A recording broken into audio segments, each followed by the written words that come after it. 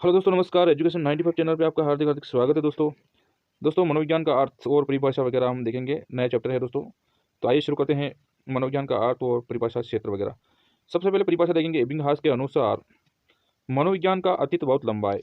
मनोविज्ञान का अतीत बहुत लंबा है जबकि इतिहास बहुत छोटा है दोस्तों। बहुत ही महत्वपूर्ण परिभाषा है। एबिंगहास के अनुसार मनोविज्ञान का अतीत बहुत लंबा है जबकि इतिहास बहुत छोटा है। मनोविज्ञान का अतीत 400 ईसा पूर्व से प्रारंभ हो जाता है दोस्तों। जबकि इतिहास 16वीं शताब्दी से प्रारंभ होता है। 16वीं शताब्दी से प्रारंभ होता है। मनोविज्ञान का अतीत बहुत पुराना है, 400 ईसा पूर्व से प्रारंभ हो जाता है, और जबकि इतिहास 16वीं शताब्दी से प्रारंभ होता है। मनोविज्ञान को 400 ईसा पूर्व दर्शन शास्त्र की एक शाखा माना जाता था। दर्शन शास्त्र की एक शाखा माना जाता था जिसका नाम था मनादर्शन। मनादर्शन बहुत ही महत्वपूर्ण है। मनोविज्ञान को 400 ईसा पूर्व दर्शन शास्त्र की एक शाखा माना जाता था जिसका नाम था मनादर्शन।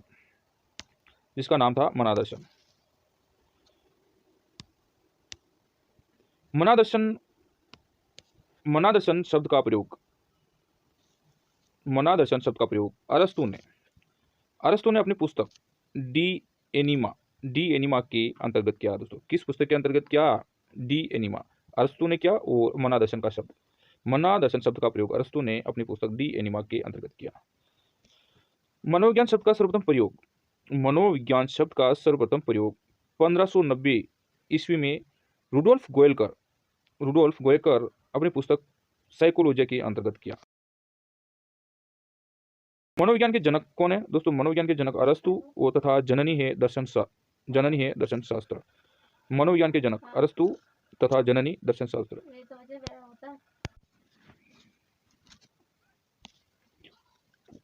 शताब्दियों पूर्व मनोविज्ञान को दर्शन शास्त्र की शाखा के रूप में माना जाता था दोस्तों। दर्शन शास्त्र की शाखा के रूप में माना जाता था।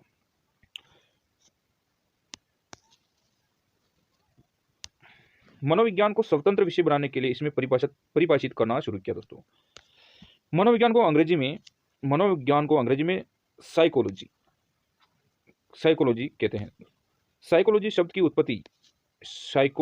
उत्पत्ति लैटिन भाषा के दो शब्द साइकी तथा लोगोस से मिलकर बनी हुई है। साइकी शब्द का अर्थ है आत्मा, साउल। तथा लोगोस शब्द का अर्थ है अध्ययन यानी स्टडी। अतः साइकोलॉजी शाब्दिक अर्थ है दोस्तों। साइकोलॉजी का शाब्दिक अर्थ आत्मा का अध्ययन हो जाएगा दोस्तों। साइकोलॉजी का शाब्दिक अर्थ आत्मा का अध्ययन हो जाएगा। मनोविज्ञान का प्रारंभ अरस्तु के समय में दार्शनिक शास्त्र की एक शाखा के रूप में अनेक शताब्दियों पूर्व मनोविज्ञानों को प्रयत्न धीरे धीरे यह दर्शन शास्त्र से पृथक होकर एक स्वतंत्र विषय के रूप में उभर कर सामने आया। दर्शन शास्त्र से अलग होने के प्रयास में मनोविज्ञान के अर्थ में अनेक बार परिवर्तन हुए। यह क्रमशः निम्नांकित शीर्षकों में दी हुई विवेचना स्पष्ट हो जाता है दोस्तों। अब बात करेंगे मनोविज्ञान आत्मा का विज्ञान। मनोविज्ञान है जो आत्मा का विज्ञान। प्लेटो, अरस्तु और डिकार्टे आदि यूनानी दार्शनिकों, ये यूनान के जो दार्शनिक थे, मनोविज्ञान को आत्मा का विज्ञान के रूप में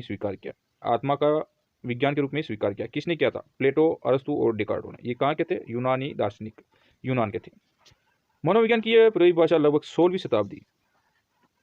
शताब्दी तक प्रचलित रही, परंतु बाद में आत्मा की प्रकृति के संदर्भ में शंकाएं उत्पन्न होने लगी तथा तात्कालीन मनोविज्ञानी आत्मा की स्पष्ट परिभाषा, उसके स्वरूप, रंग रूप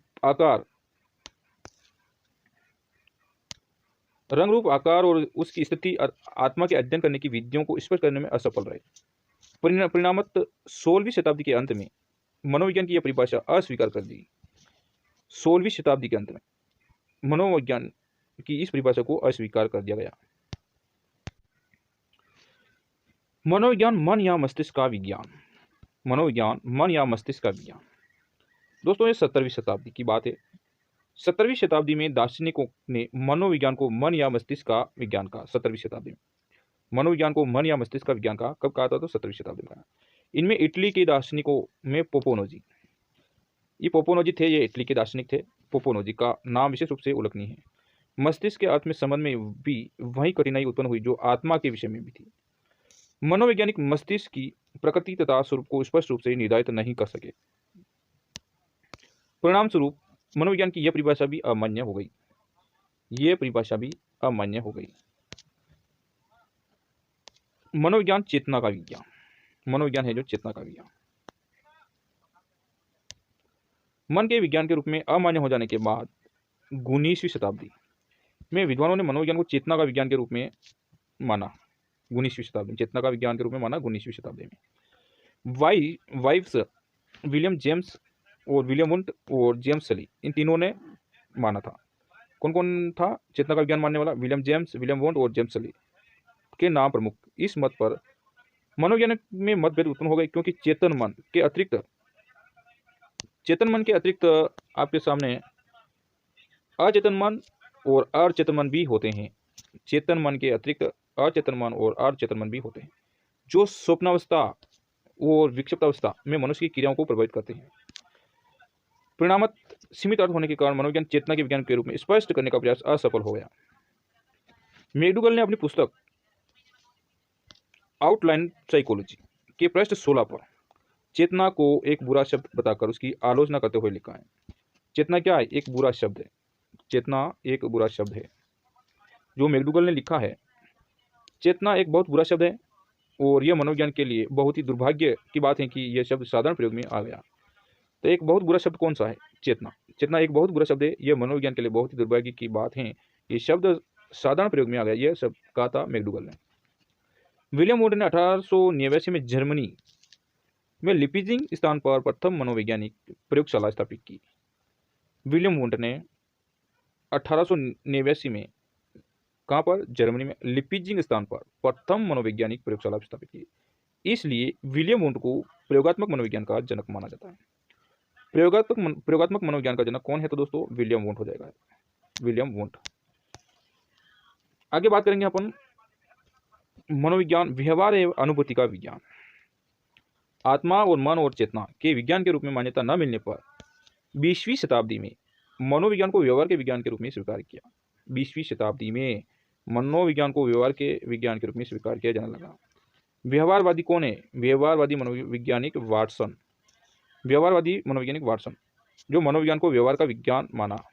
इसके अलावा वुडवर्थ और स्किनर ने भी मनोविज्ञान को व्यवहार का विज्ञान माना है। दोस्तों बहुत ही बढ़िया परिभाषा है। वुडवर्थ और स्किनर ने भी मनोविज्ञान को व्यवहार का विज्ञान माना है। और व्यवहारवादी कौन है? वाटसन। मनोविज्ञान को व्यवहार का विज्ञान मानने वाला वाटसन है दोस्तों। और आज मनोविज्ञान न केवल बाह्य व्यवहार का अध्ययन करता है वरन आंतरिक अनुभूतियों का भी अध्ययन करता है, व्यवहार की व्याख्या करता है।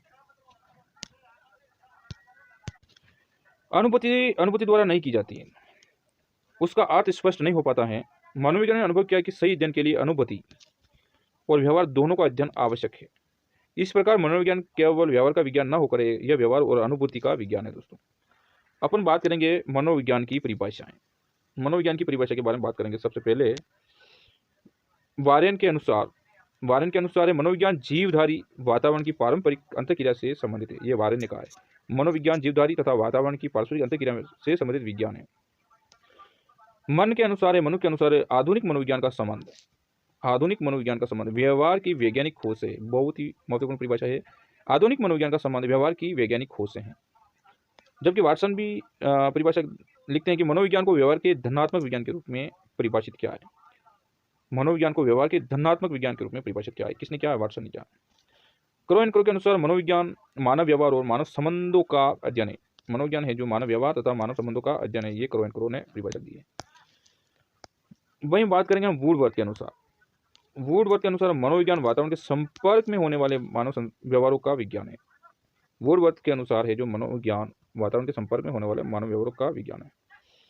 वही बात करेंगे गैरिसन के और अन्य के अनुसार मनोविज्ञान का संबंध प्रत्यक्ष मानव व्यवहार से है। दोस्तों मनोविज्ञान का जो संबंध है प्रत्यक्ष मानव व्यवहार से है। यह परिभाषा गैरिसन ने दी। और मैकडूगल ने परिभाषा दी है मनोविज्ञान आचरण और व्यवहार का यथार्थ विज्ञान है। मनोविज्ञान आचरण एवं व्यवहार का यथार्थ विज्ञान है।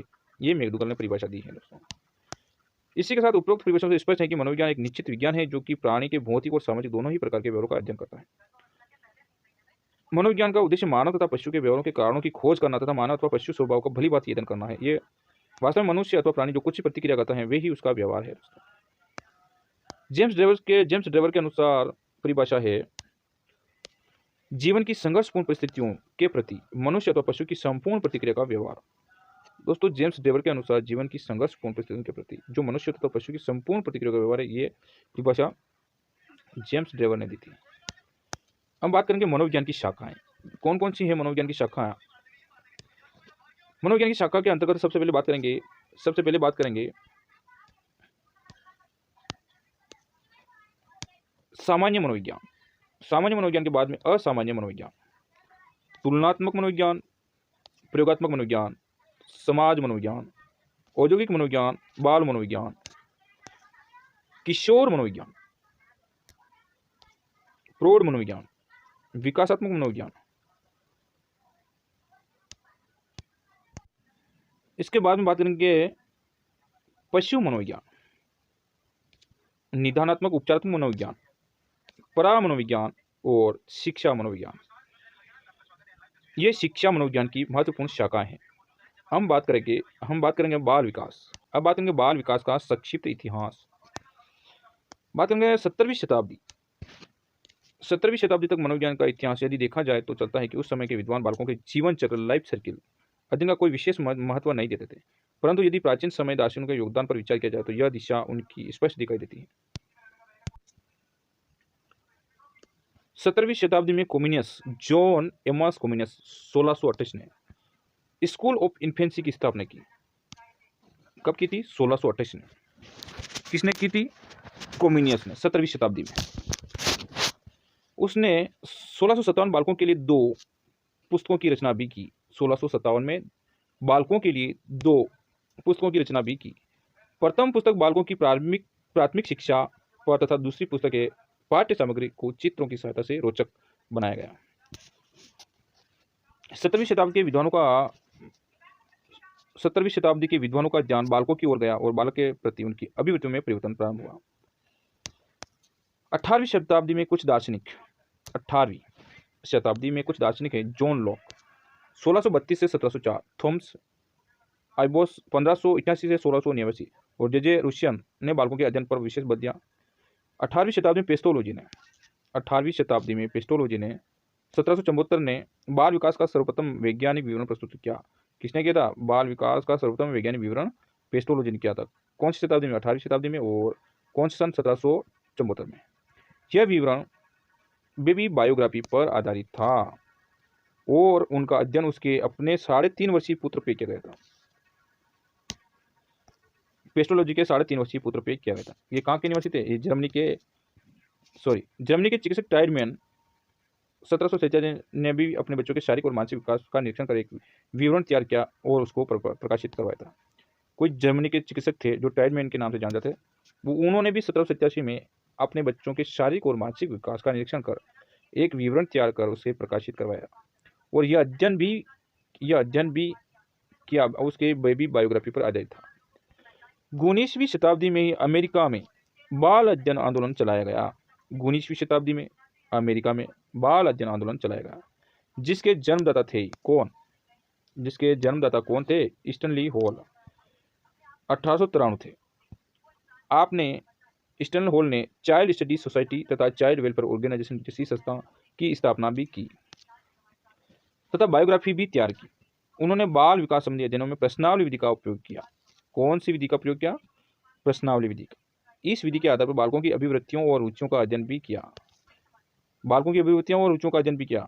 इसी के साथ इंग्लैंड में सली 1892 British association for child study की स्थापना की। किसने की? इंग्लैंड के निवासी सली ने 1892 में British association for child study की स्थापना की। उसके बाद में हॉल ने 1891 में पेडागोजिकल सेमिनरी नामक पत्रिका का प्रकाशन किया। किसने किया? हॉल ने किया, जिसका उद्देश्य बाल विकास संबंधी लेखों का प्रकाशन करना था। प्रथम बाल गृह की स्थापना सन 1887 में न्यूयॉर्क में बाल अपराधियों को सुधारने के लिए हुई। प्रथम बाल गृह की स्थापना कब हुई? 1887 में हुई। कहाँ पर हुई थी? न्यूयॉर्क में हुई। किस लिए हुई थी? बाल अपराधियों को सुधारने के लिए हुई थी। इसी प्रकार 19वीं-20वीं शताब्दी में अनेक बाल मनोविज्ञान संबंधी पुस्तकों का प्रकाशन भी हुआ। आइए देख लेते हैं एक बार। टेन ने एक पुस्तक प्रकाशित की थी 1869 में, इन्फांट चाइल्ड डेवलपमेंट। एक पुस्तक डार्विन ने भी 1887 में बायोग्राफिकल स्केच ऑफ एन इन्फांट पुस्तक का प्रकाशन किया था। प्रेयर ने 1881 में the mind of the child नामक पुस्तक का प्रकाशन 1881 में प्रेयर ने किया था। गेसेल ने 1928 में इन्फेंसी एंड ह्यूमन ग्रोथ पुस्तक का प्रकाशन भी किया था 1928 में। गेसेल ने दूसरी पुस्तक प्रकाशित की थी 1930 में, गाइडेंस ऑफ मेंटल ग्रोथ का प्रकाशन किया। पियाजे ने किया था 1926 में language and thought of the child पुस्तक का प्रकाशन किया था, जीन पियाजे ने 1926 में किया था।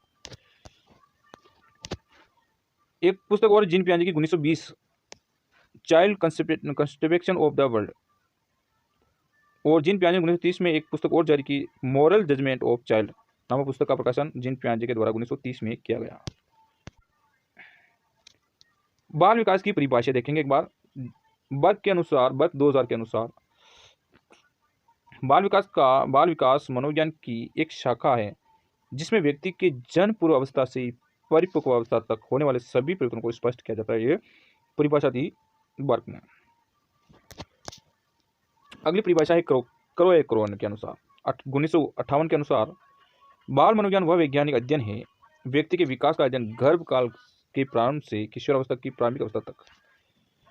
वहीं जेम्स डेवन ने 1968 के अनुसार एक परिभाषा दी है, बाल मनोविज्ञान की वह शाखा है जिसमें जन्म से परिपक्व अवस्था तक विकसित हो रहे मानव का अध्ययन किया जाना।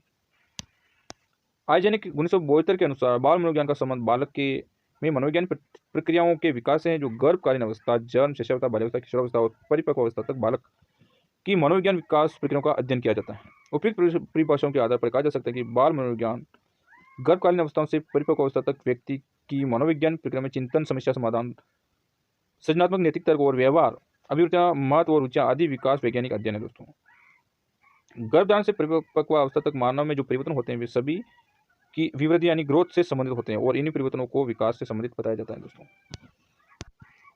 हम बात करेंगे बाल विकास का महत्व के बारे में बात करेंगे। बालकों के स्वभाव को समझने में उपयोगी है, बालकों के शिक्षण और शिक्षा में उपयोगी है, बालकों के विकास को समझने में सहायक है और बालकों के लिए उपयुक्त वातावरण बनाने में उपयोगी है। बालकों के व्यक्तित्व विकास को समझने में उपयोगी है, बालकों के व्यवहार के नियंत्रण में सहायक है, बाल निर्देशन में सहायक है, बाल व्यवहार के संबंध पूर्व कथन करने में सहायक है और सुखी पारिवारिक जीवन बनाने में सहायक है। इसी प्रकार अभिवृद्धि और विकास दोनों शब्द प्राय एक ही अर्थ में प्रयोग है, किंतु मनोविज्ञान अनुसार इनमें कुछ अंतर होता है। दोस्तों, अगर आपको शिक्षा मनोविज्ञान से संबंधित ये वीडियो आपको अच्छा लगा हो तो वीडियो को लाइक, वीडियो को शेयर और चैनल को सब्सक्राइब जरूर करें। दोस्तों, धन्यवाद।